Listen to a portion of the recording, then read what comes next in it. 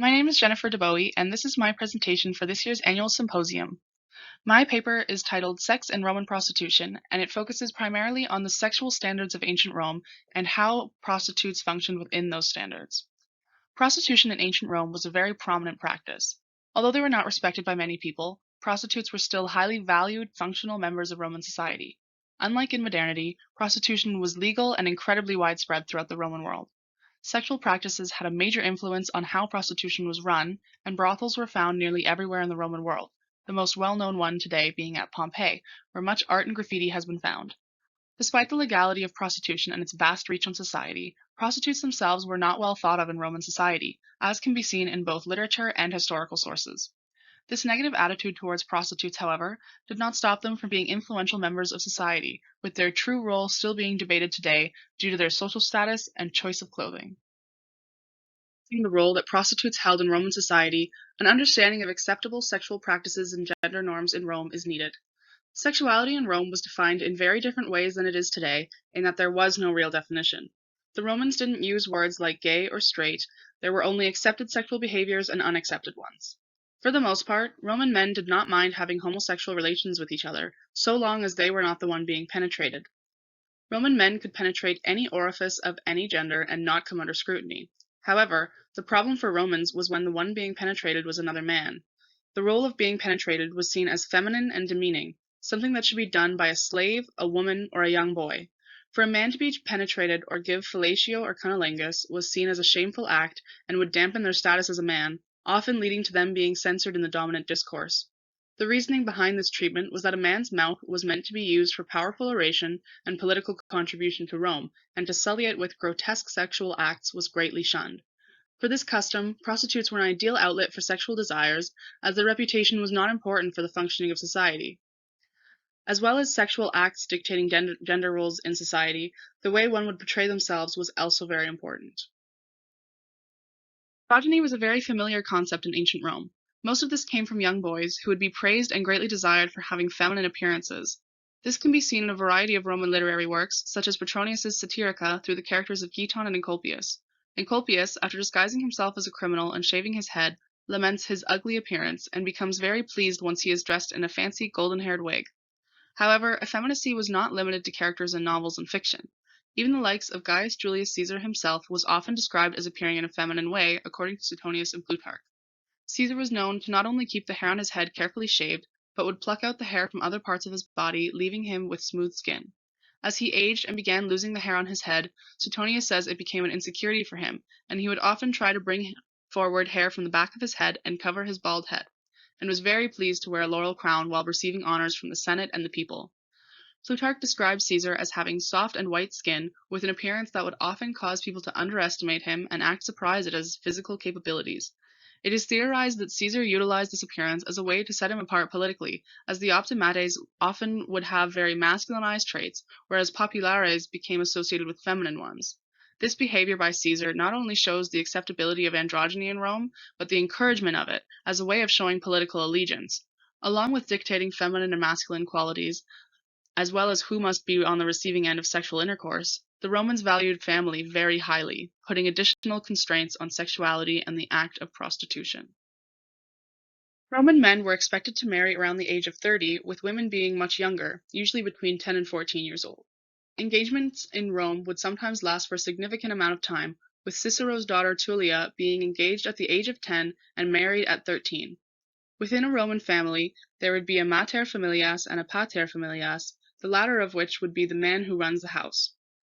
This family was something to be revered and respected in Rome, as is shown in various mythological accounts, such as Virgil's Aeneid, in which Aeneas flees Troy with his wife and son, all while carrying his old father Anchises on his back. This importance made the Romans value the sanctity of marriage, and extramarital sexual acts, especially on the women's part, were grounds for divorce or, in some cases, execution. Due to this expectation of Roman women to act in a dignified, restrained way, female sexuality became a feared concept in many ways, as can be seen in Seneca's Phaedra and Trojan Women, in which Menelaus blames Helen for the entirety of the Trojan War, all whilst calling her a whore. This insult and blame shows the impact of female sexuality in Rome. Helen supposedly running away with the Trojan prince Paris led to a great 10-year war. These negative views towards the sexual nature of women transfigured into the opinions faced by Roman prostitutes. The distaste for prostitutes in Rome stems mainly from sexism and misogyny. Men in antiquity both hated and feared women, usually for the same reasons. Looking at almost any form of Roman literature, novels, tragedies, historical records, comments about the sexuality of women, and especially prostitutes, are not hard to find. Historically, the works of both Cicero and Horace have some choice comments regarding prostitutes and the sort of men that consort with them. Extensive characterizations of women and prostitutes in Roman fiction. Starting with Seneca's tragedies, the character of Phaedra is a prime example of the fear of feminine sexuality in Rome. During the play, chaste Hippolytus, a devout follower of Artemis, is faced with the advances of his stepmother Phaedra. Despite Venus punishing Phaedra with her desire for her stepson, Phaedra is blamed and shamed for her love throughout the entire course of the plot. Phaedra is told by multiple characters that her desire is shameful and adulterous, and that she must keep herself under control. In the end, Hippolytus dies a horrific death, and Phaedra is left guilty and regretful. The existence of this tragedy shows just how scary the desires of women were thought to be in Rome, due to Phaedra's actions and the events that unfold. To a contemporary audience, the tragedy could have been avoided had Phaedra controlled herself as a woman should. With female sexuality being the taboo thing that it was, it is no surprise that prostitutes were characterized in even worse ways than lustful women of the aristocracy. This outward distaste for prostitutes in literature can be seen in the character of Quartilla in Petronius's Satirica.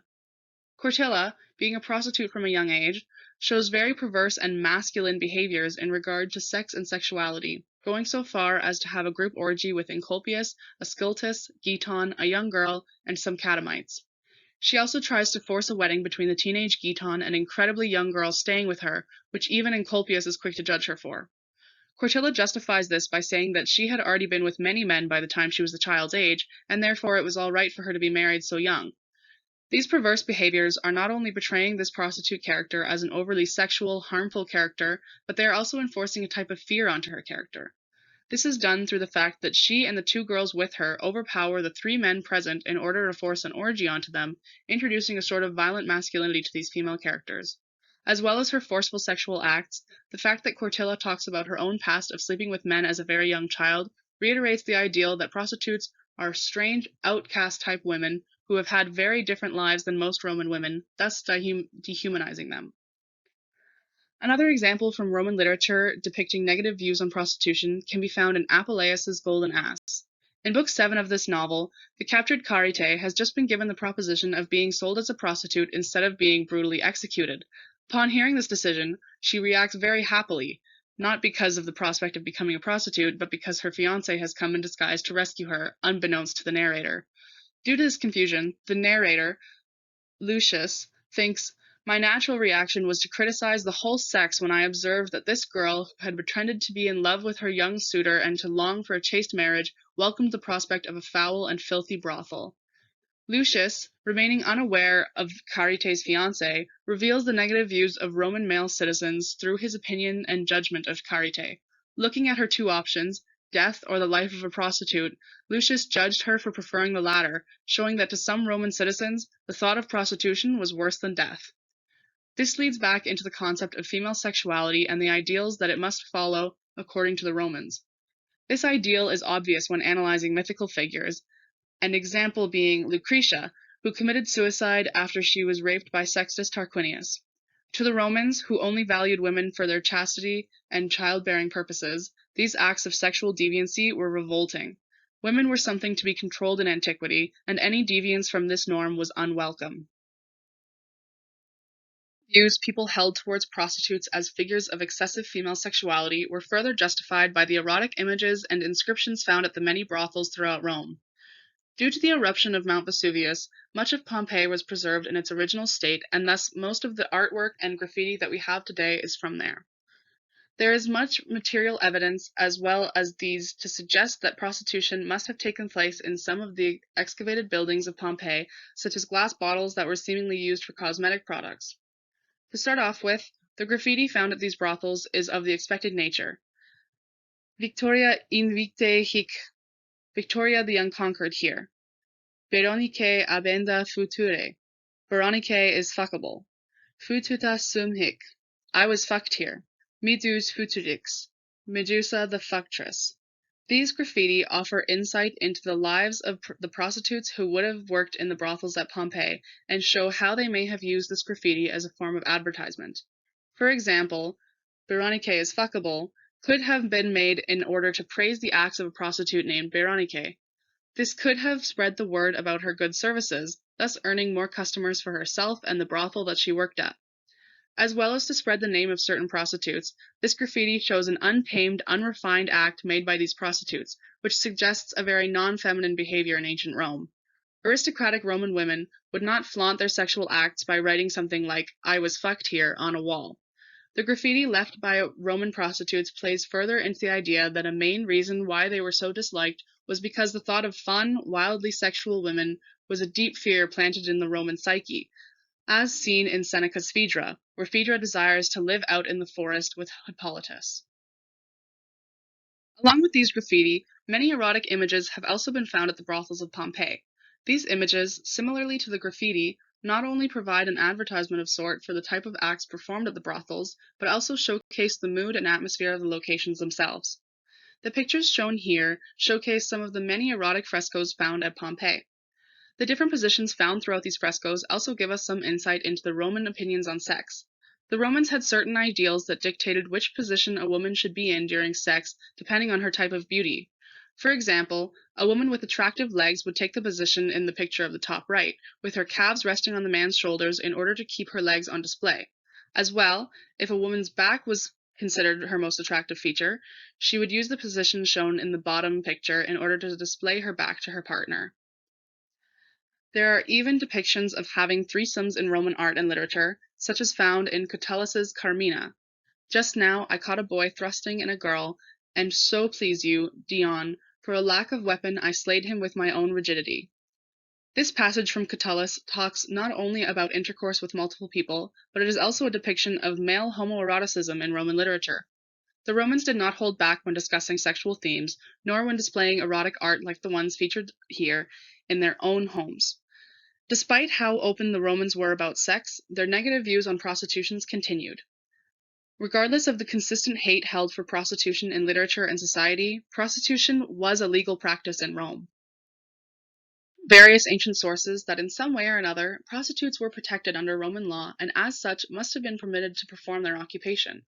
One source which gives us this information is Suetonius, who states, "Women of ill fame, divesting themselves of the rights and dignity of matrons, had now begun a practice of professing themselves prostitutes to avoid the punishment of the laws." This passage tells us two things. One, Roman prostitutes were deemed to be lesser than matrons or other Roman women, and two, Roman prostitutes were protected under the law in some way. In order to acknowledge the legal status of prostitution in Rome, it is important to first understand what this meant. Prostitution did not start with a law allowing its existence, but rather it evolved from a socially accepted practice and eventually fell under the jurisdiction of the Lex Julia. Prostitutes were used in various circumstances in the Roman world due to the nature of the society itself. Since Roman men would not get married until around the age of 30, prostitutes were often used for sexual fulfillment between puberty and marriage. As well as this, active members of the Roman army who were not allowed to take wives would turn to the usage of concubines for partnership. Eventually, as the number of women suitable for marriage in Rome declined, in some cases it became more respectable for certain classes of men to be with a prostitute than certain members of the lower class. With the continuation of this, Augustan laws ended up indirectly allowing certain forms of prostitution, thus allowing it to become widespread and vastly known to the Roman world. However, under Augustan social legislation, freeborn Roman men were not allowed to marry prostitutes. This has severe implications on the negative opinions toward prostitution and prostitutes themselves since, as shown in Suetonius, they were now deemed as less than other Roman women, and as such were not held to the same standards of virtue. This is where the issue of the toga-wearing prostitute presents itself. Dress of Roman prostitutes, it often comes as a surprise to hear that they did in fact wear togas, the standard garb of Roman men. Typical Roman women would often wear the stola, which was a long dress worn over top of a tunic that would cover down to the feet. The band around a matron's dress was called the instita, which has been translated as many different terms. In a passage by Ovid, he uses the word instita to refer to a woman of respectability, suggesting that this garment had close ties to the class and virtue of a Roman woman. If this is true, then the fact of prostitutes not wearing the same clothing as other Roman women becomes much clearer. Since prostitutes were thought of so poorly, it makes sense that proper Roman women did not want to be associated with them due to them wearing the same dress. This then gives the justification as to why prostitutes were known to wear the toga instead of the stola, in order to make it known that they were not women of chaste virtue. This would not only serve as a way to tell apart prostitutes for hire from ordinary women, but it would also bring a sense of disconnection between the idea of a mater familias, or a Roman matron, from a dirty prostitute. How poorly thought of prostitutes were in many cases, they did manage to have rather prominent roles in society at times. Along with wearing togas, proving their influence over their society, there are many prostitutes who are listed by name in historical records on account of their fame. For example, this quote by Plutarch. When he shared his dissolute life here with Chrysis and Lamia and Demo and Anticyra, the well-known prostitutes. This quote shows that despite having a job that people shunned and were ashamed to even be seen at, some prostitutes made quite a name for themselves in society, enough to be referred to as well-known in their field. As well as this, prostitutes were even recognized by imperial families for their occupation. Pliny the Elder writes that Messalina, the wife of Claudius Caesar, thinking this a palm worthy quite of an empress, selected, for the purpose of deciding the question, one of the most notorious of the women who followed the profession of a hired prostitute, and the empress outdid her, after continuous intercourse, night and day, at the 25th embrace. This passage demonstrates yet another depiction of a famous prostitute, and also shows a slight deviation in the opinions towards prostitutes. Had prostitutes solely been thought of as street trash, it is strange to think that the empress would feel the need to prove herself against one. This event suggests a possible significance to the role of prostitutes, and shows that they did in fact have a place in Roman society. Further to this point, Horace says, "What is the difference, then, with regard to yourself, whether you sin with the person of a matron, a maiden, or a prostitute?" This passage once again suggests another opinion towards prostitutes in that they may have been considered the same as other women after all. In conclusion, the role of prostitution in ancient Rome remains ambiguous, with negative views towards prostitutes made well known through literature and historical records, despite the practice being legal. However, in spite of these seemingly overwhelming negative opinions, prostitutes clearly acted as functional members of society and were important enough to be considered famous and even revered among their trade. Perhaps the disgust with which some prostitutes were treated was merely overcompensation for the fear that was held towards female sexuality and the power it held over men.